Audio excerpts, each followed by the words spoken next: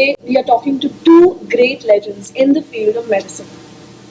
We have Dr. Roy Taylor, who revolutionized type 2 diabetes with his extensive research on diabetes reversal.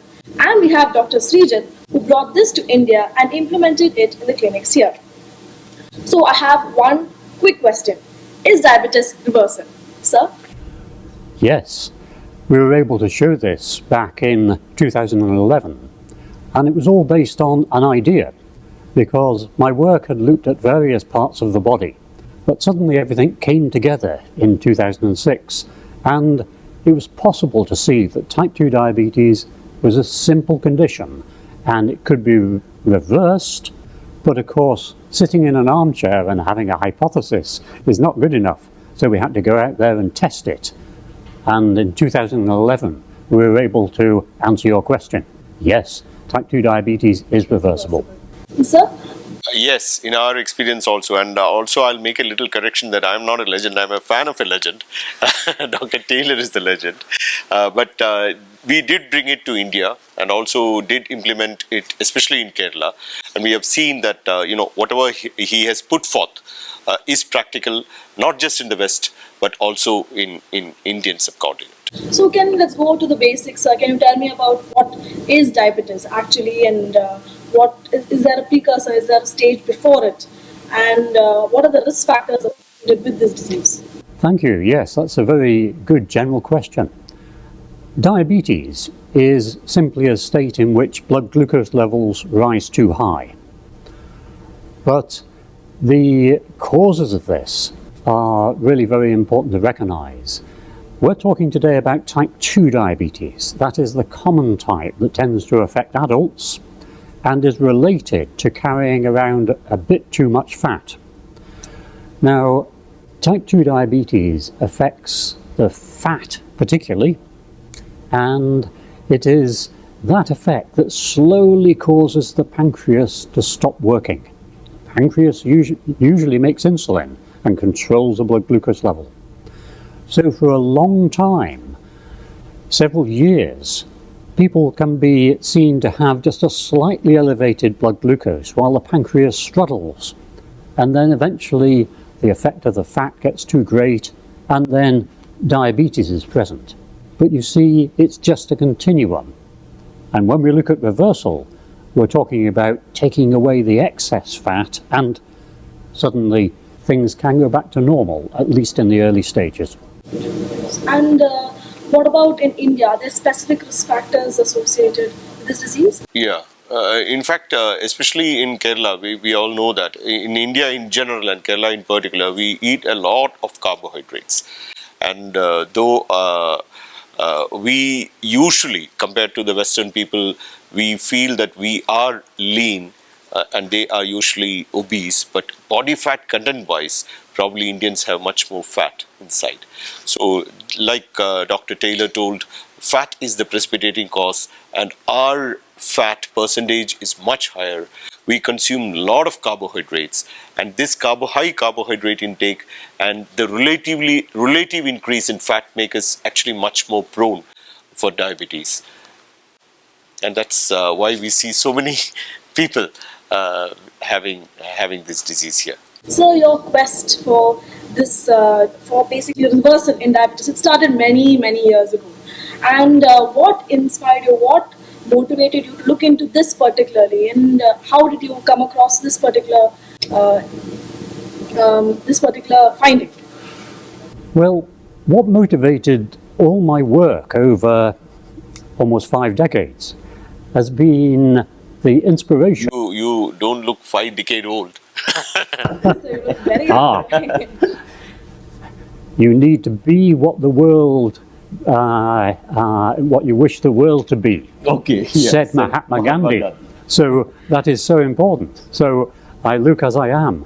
But it was a professor of physiology who excited me by explaining the logic of how the body worked. And that was a revelation to me. And so I've been trying to understand the ways of the body working, especially in dealing with food, because quite early on in my career I met people with diabetes, and this was a puzzling state, and when I looked at the textbooks, it was a mystery. I couldn't understand quite what was going on, and so I was trying to slowly unpick this.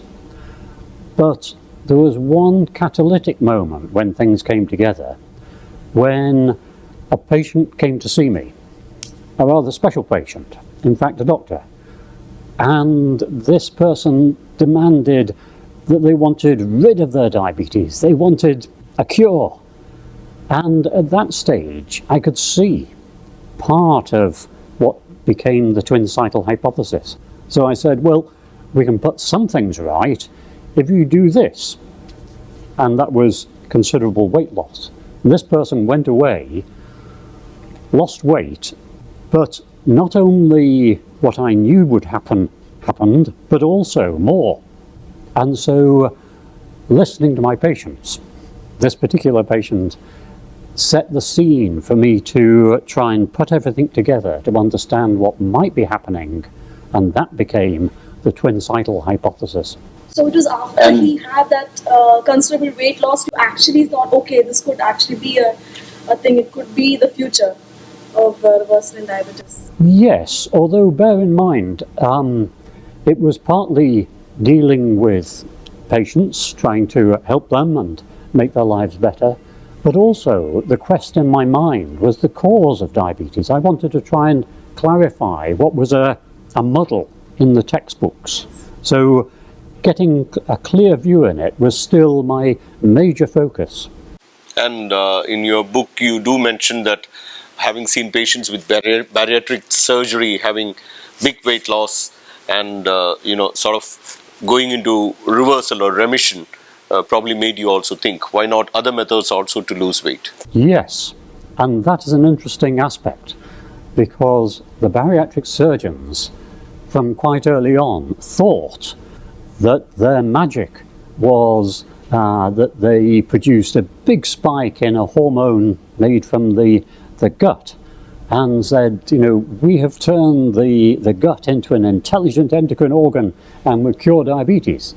And when I read the first paper that claimed that, I laughed out loud, because I could see that there were contradictions in the paper. It could not be true right from the very first paper, because the paper was claiming that the blood sugar before breakfast, so after the overnight fast, had become normal because of this spike of this hormone, the incretin hormone. Now, that could not be true, because these people had been fasting since the big surgery. So 7 days later, they were still fasting. Then the blood test was taken. So it was nothing to do with the incretin, right from the start. Now, since then, I've worked with our local bariatric surgeons, and we've been able to demonstrate that it's nothing to do with the incretins. But it certainly helped to see that the process of bariatric surgery and all it entailed brought things back to normal. So yes, it was a stepping stone along the way. But thinking about things can cause you to laugh, and that's nice, because medicine ought to be enjoyable. So you also mentioned about, I found this very interesting in your book, there was a murder mystery, and regarding beta cells. So we think the beta cells are actually destroyed, beta cells that produce insulin are actually destroyed in these patients, in type 2 diabetes for patients, but they're not, is what you said. So how do we rejuvenate them? How do we bring them back to life? That's a very interesting question. It's been said for a long time that by the time type 2 diabetes is diagnosed, half of the beta cells have died. Now, why do people think this? Well, because of special tests that were done during the famous United Kingdom prospective diabetes study. It seemed to indicate the beta cells were only able to function at half power. But also, when pancreas tissue was taken at post-mortem and looked at, it looked as though there were only half the number of beta cells, the cells that produce the insulin. So this was just an observation, and I didn't pay too much attention to it at the time. But with our studies, we showed that the behavior of the beta cells could go back entirely to normal over 1 to 2 years after reversing diabetes. And so I looked back at these studies and discovered that the beta cells are not dead. They have merely stopped producing insulin.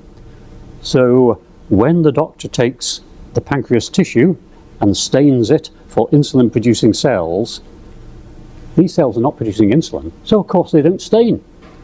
So these fantastic experts said that half the beta cells are missing, but they weren't missing, they were just hiding. So that was important, and we now understand from the work of others, especially Mimo Achille in the United States, that the beta cells can de-differentiate. They can lose the ability to respond to glucose. So they stop being such a specialized cell and they've just gone into a self-protection mode. But they're protecting themselves against too much fat. And it's only a tiny amount of fat. We're talking about maybe half a gram of fat in the pancreas and frankly continually supplied to the pancreas. So when we take that stress away, this metabolic stress, the beta cell can think, oh, things are okay. I can go back to expending energy on helping the body instead of just looking after myself.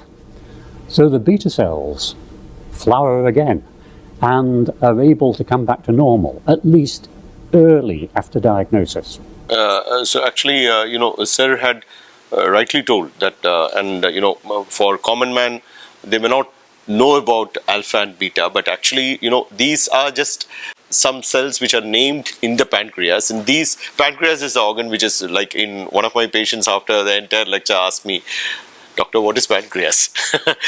So pancreas is an organ inside the abdomen, and that produces insulin, and insulin actually controls the blood sugar, and this is actually produced by the so-called beta cells.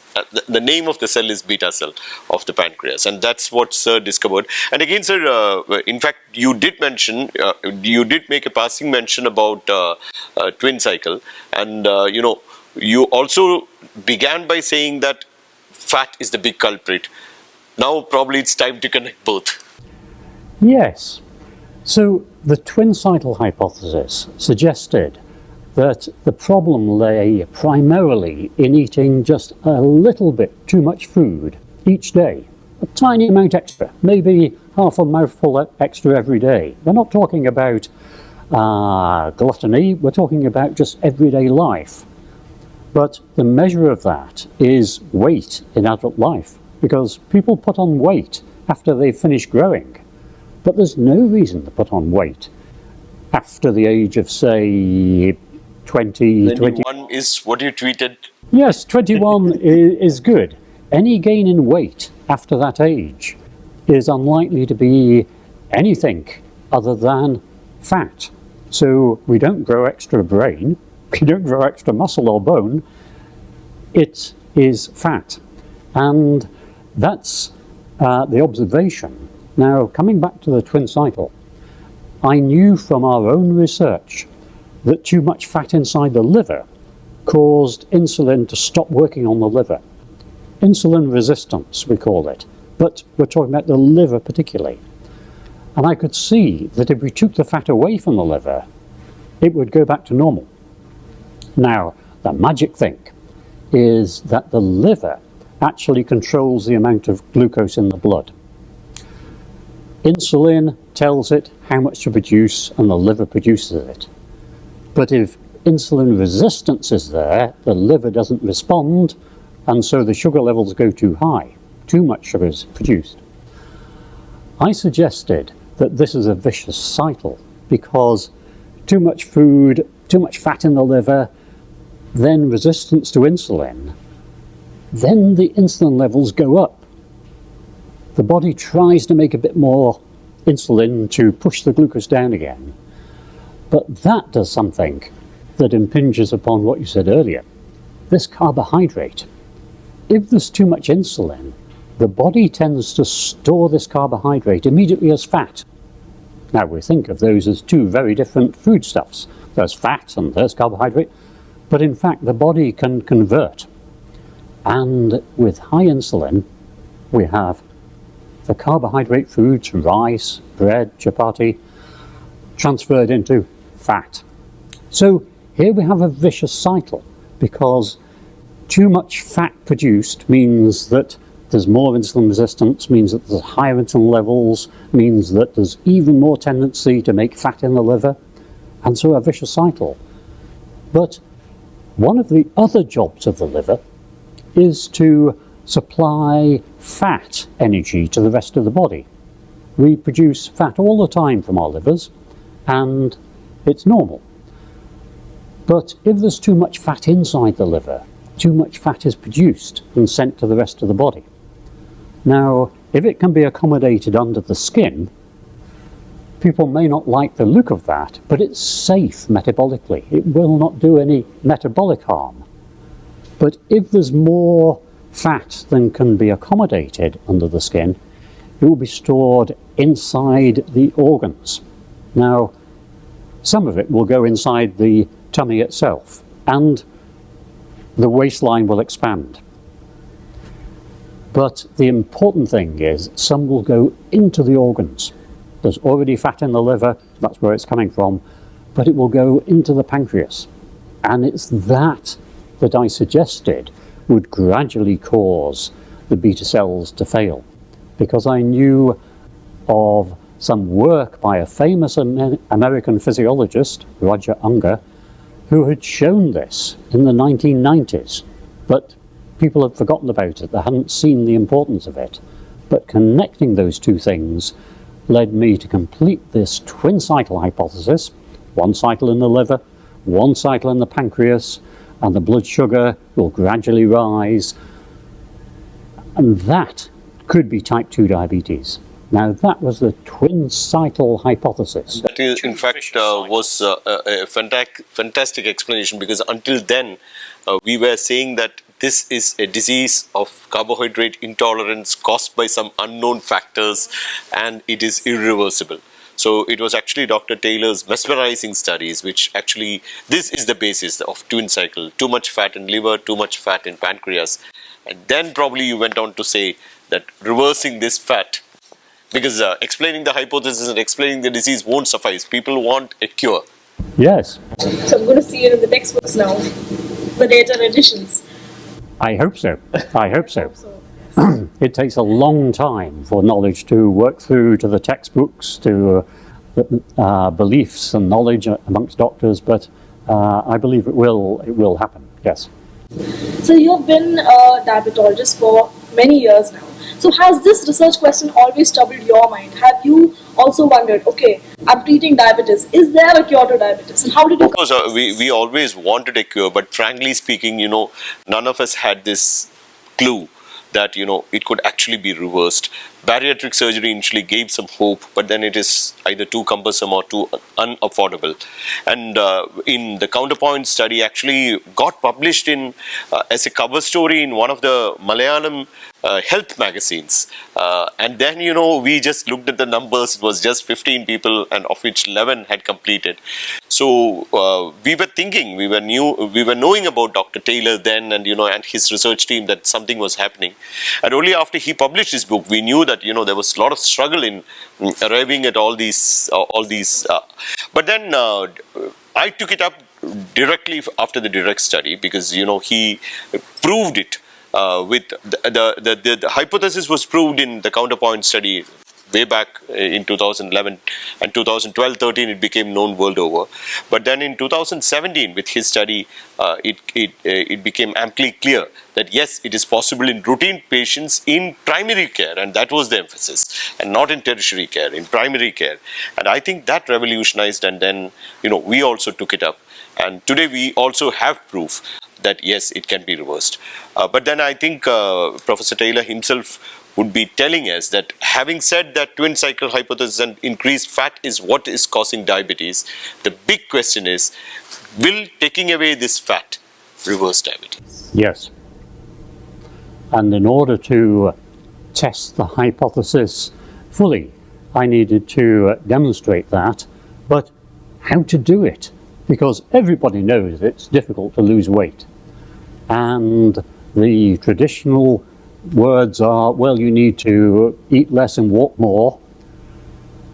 Clearly, it doesn't work. Just look around us. It does not work.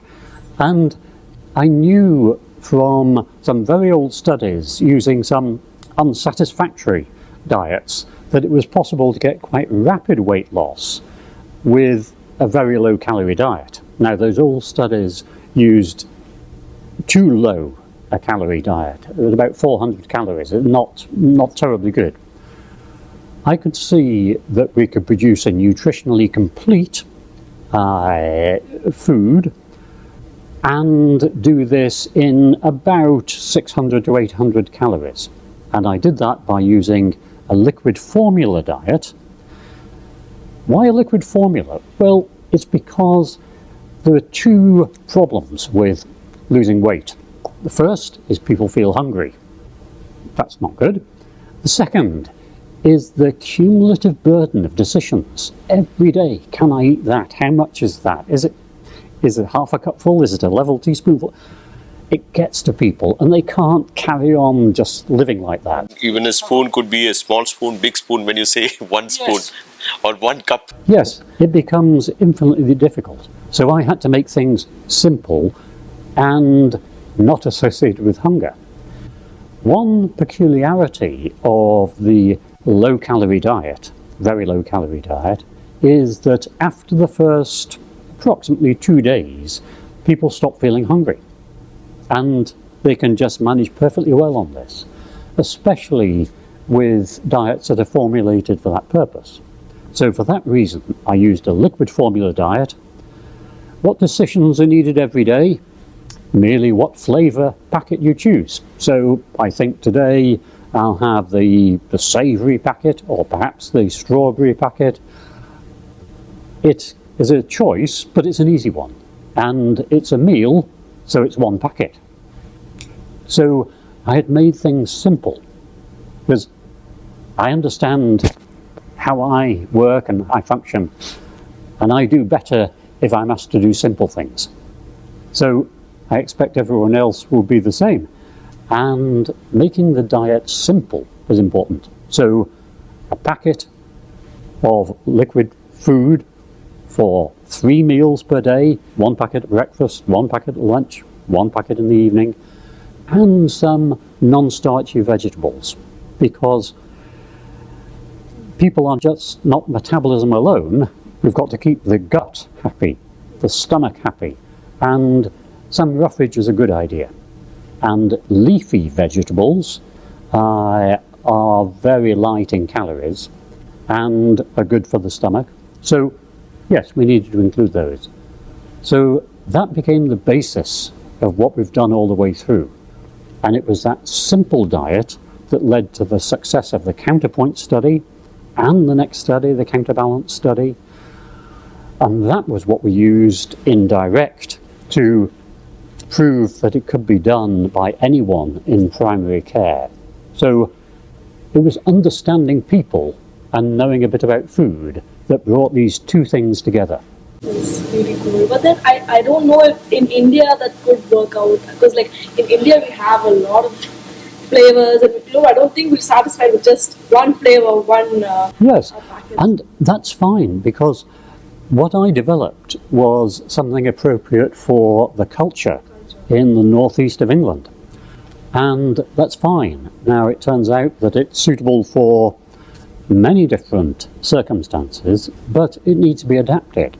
So I was asked to do a study in Barbados, for instance, and the local doctors there and dietitians devised a simple approach based on a liquid formula, but appropriate for Barbados. And I know that there have been some studies in India adapting this. And the only things that are important are that it's simple and that people are told about it, what to expect and why they're doing this, and the fact it's for a defined period of time, because that's part of the magic. This is not a life sentence of a diet. You need to starve for the rest of your life. This is a matter of changing state from too much weight to less weight. And that concept is so important as part of it, and that can be made culturally appropriate for India. So I'm not saying do as I do, I'm just saying apply the principles using local knowledge. And actually, that's exactly what we tried to imbibe here, because the principle actually we took from Dr. Taylor and his group and his studies. But then what we did here was we did modify the food habits according to those principles. Liquid formulas are definitely good because, you know, if you can prescribe, just like how you prescribe drugs, because when you prescribe a diet, obviously they'll dilute that. They'll dilute that, not in the sense add more water, but add more calories. But when it is a prescribed this thing, as he told, it's very simple. You have to just open it and consume. But then for two reasons: one, because of lack of availability, and two, because of lack of affordability in many people. You know, what we put forth was a very simple formula of filling your plate with vegetables, because usually what people do here, they fill their plate with rice, and you know, vegetables are taken in little amounts, and fruits are probably not taken at all, because many are even scared to take fruits in diabetes. Even otherwise, fruits are not the main menu, especially when it becomes diabetes, fruits are completely gone. So we tried to change that, and we probably adopted something like the choose my plate of US, which says that fill half the plate with fruits and vegetables, and then, you know, restrict carbs to a quarter of your plate and maybe protein in one quarter, because in Western diet there's a lot of proteins. Here there is hardly any protein. Fat consumption is not very high, but what is excess and exorbitant amounts of carbohydrate, especially rice and cereals, is you know, what makes our diet bad. So we just told them a very simple thing: fill half your plate with vegetables and eat that first. And actually that worked. And like we have put up data in the World Congress also that many patients could reverse diabetes. And you know, we took the cue from Dr. Taylor, and we sort of modified it into an Indian plate, and probably we are going to present that to him also. Yep.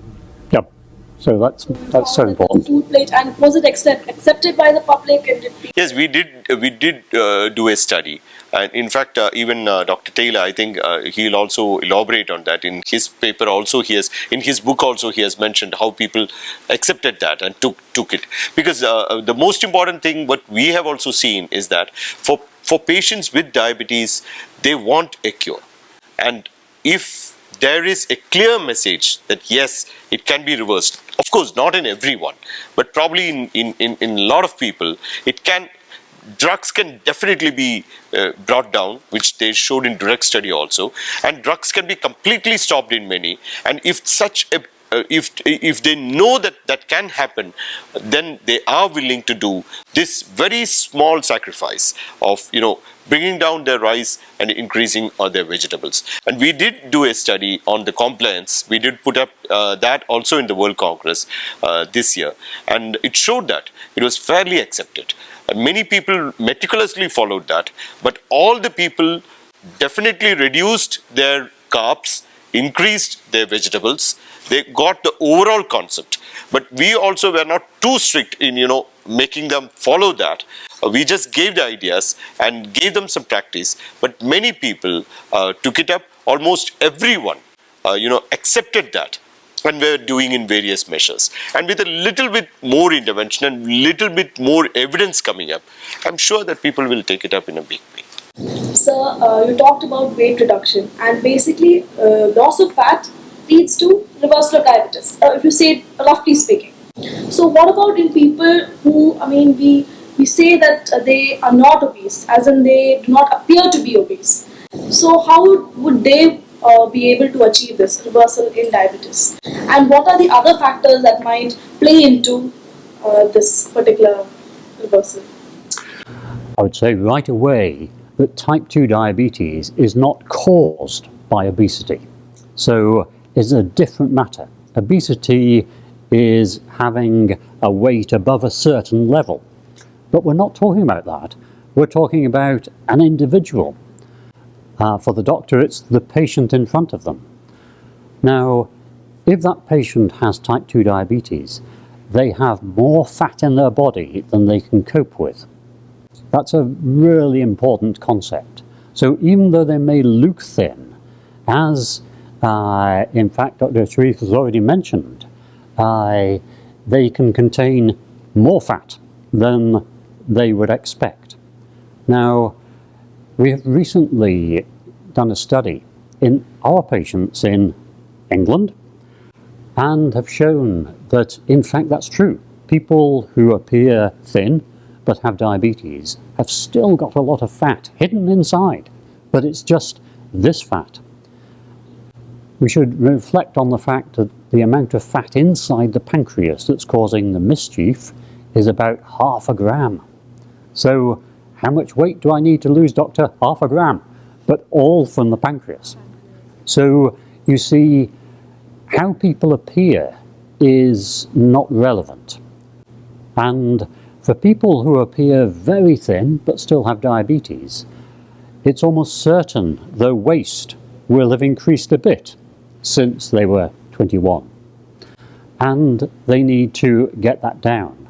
Sometimes it can be just 5 kilograms, 6 kilograms that they need to lose.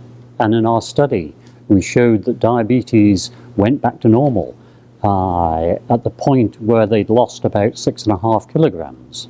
So we need to understand we're dealing with individuals. Some people can tolerate a huge amount of fat, have no diabetes.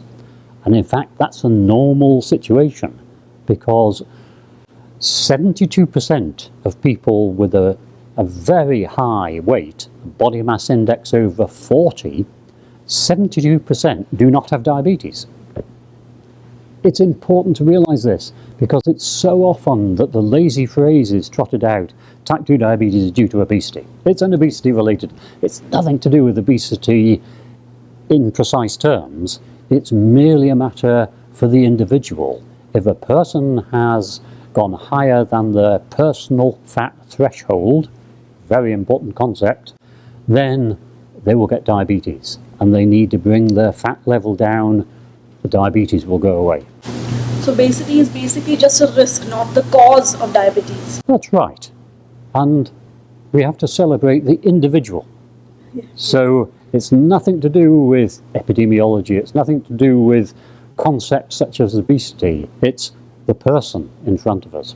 That actually becomes very important in Indian context because, as I told earlier, many of our patients look relatively thin,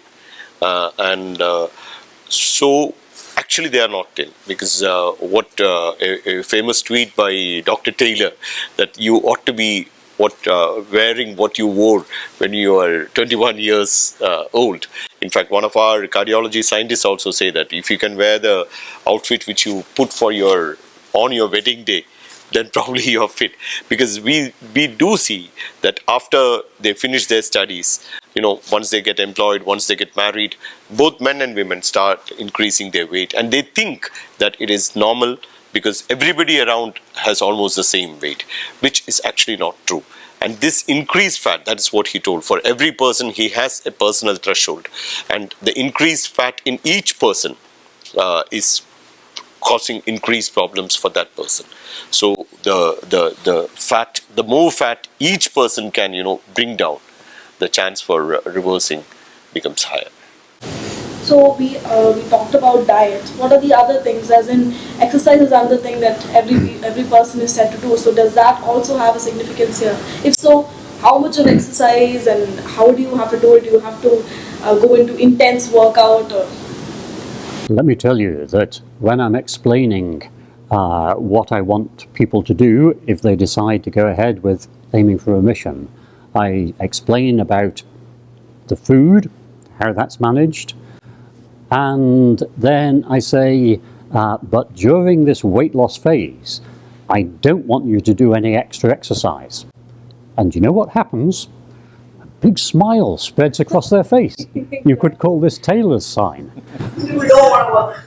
Doctors need to understand that people who tend to get type 2 diabetes don't particularly like exercise. Now, there are always exceptions, but just as a general rule, those people don't like exercise. That's fine. People are different. People are individuals again. And so it's not important for the weight loss. The weight loss is produced by limiting what goes in. That's a very concentrated source of energy. Trying to burn it off takes a lot of time. In the longer term, it would be ideal if people did do more physical activity. I would say physical activity rather than exercise. So instead of taking the car, maybe walking. Instead of taking the lift, use the stairs.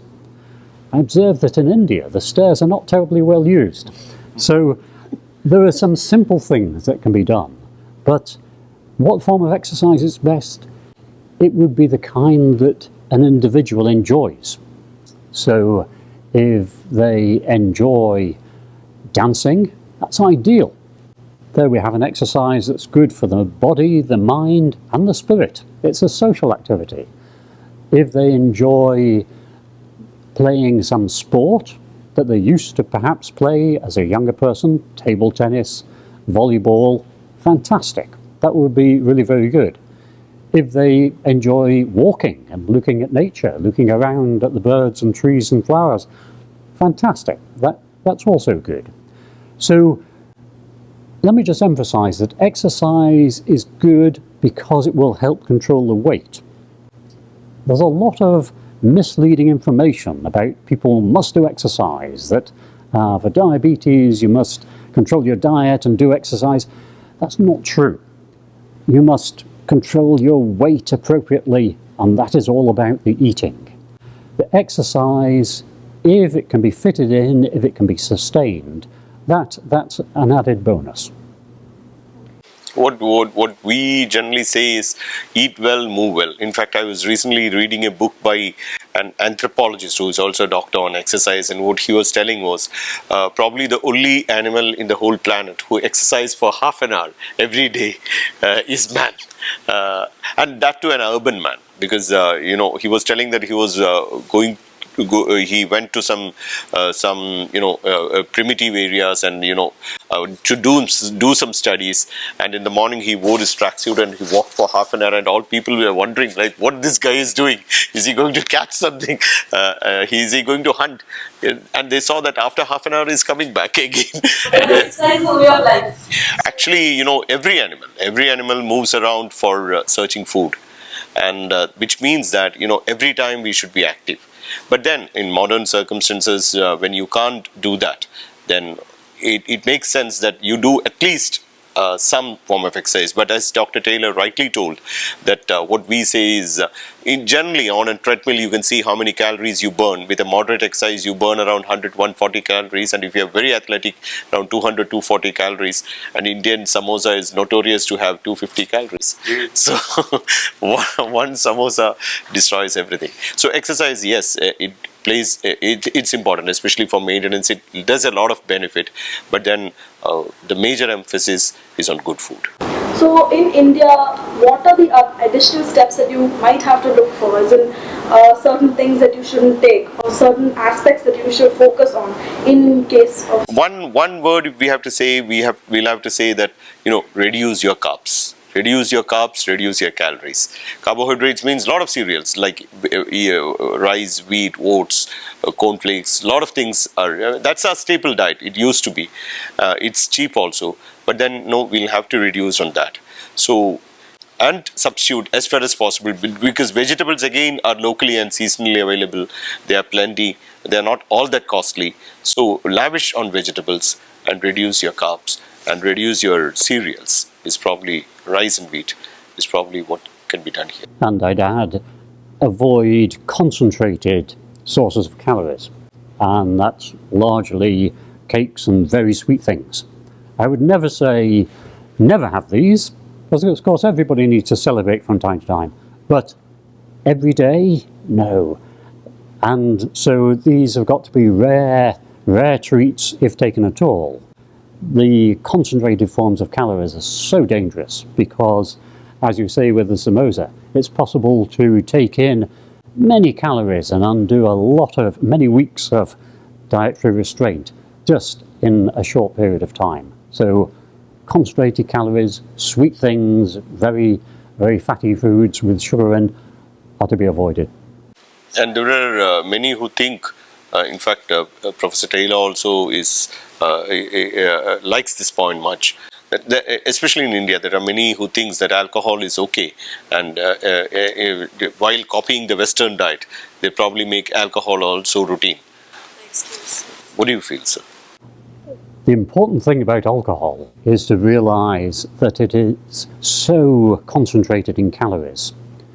You may be drinking something very clear in a glass, such a classic English thing is gin and tonic, and it looks like water.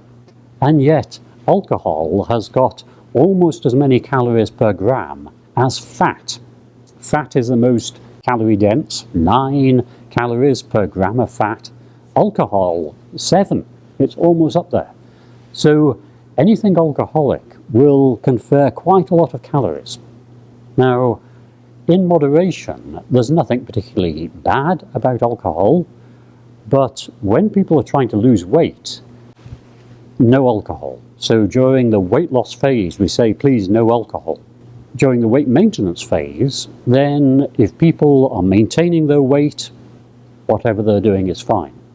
But it's got to be recognized that alcohol should be regarded as liquid fat.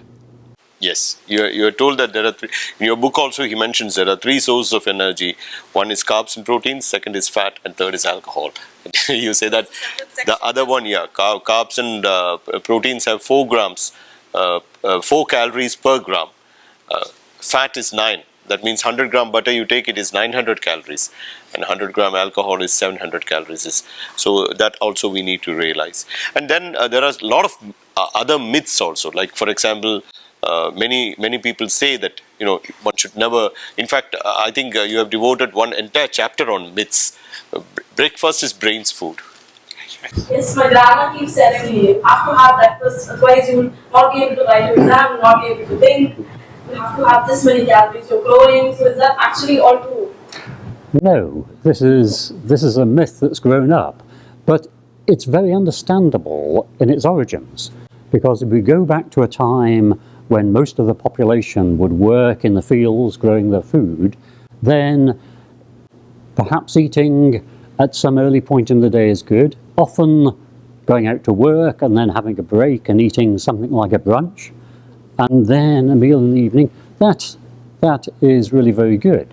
But the idea that we must eat before starting the day, especially must eat before going to the exam, no. If I'm working on something, if I need to think, I get up early in the morning and do the work. No food, just work. The brain works better without food, because we should have faith in our own bodies. It's a marvellous machine. It's designed to withstand starvation. And we have all the resources to keep going already inside us. So no, breakfast is not necessarily. But again, I come back to the individual. Some people prefer not to eat breakfast, and they don't want to eat anything until lunchtime or maybe later in the day. And when their grandmother tells them they must do this, then some of them try and do that, and that's very bad for them, very bad. Other people really feel the need to eat something first thing in the morning, and okay, provided it's part of the overall food and not in excess, that is fine, and that will suit them. So again, it comes back to the individual, but it's so important to realize that breakfast is not the most important meal of the day. The most important meal is the one that contains the total amount of calories that's appropriate. So we've now talked about all of this. If there's one line message that is just the most important thing that one must remember regarding type 2 diabetes, or regarding reversal of type 2 diabetes, what would you say, sir? I would say we must recognize that the human body is healthiest and happiest if the weight is low. That's really nice. What would you say? So I'll say that we have to realize that times are changing. and thanks to the great work by lead scientists like Dr. Taylor, we know what is diabetes today, and that it is reversible. May not be in everyone. Definitely, drugs can be reduced in all, but drugs can be stopped in many. And if we realize that, it's high time we realize that, and we start working on that, because India especially will not be able to take the burden of such increasing number of people having these catastrophic diseases. The country will not be able to afford that. So it's time that we fill half our plate with vegetables and mind our body lines and try to maintain a good weight. Thank you, sir. Thank you, sir. It was a very enlightening conversation. It was also really fun. So thank you. Thank you for your Thank you. Thank you so much. Eye to Eye News, an eye for truth. eye to eye news subscribe ചെയ്തിട്ടില്ലാത്തവർ ഇപ്പോൾ തന്നെ subscribe ചെയ്യുക. Notification ലഭിക്കുവാൻ bell ബട്ടണും അമർത്തുക.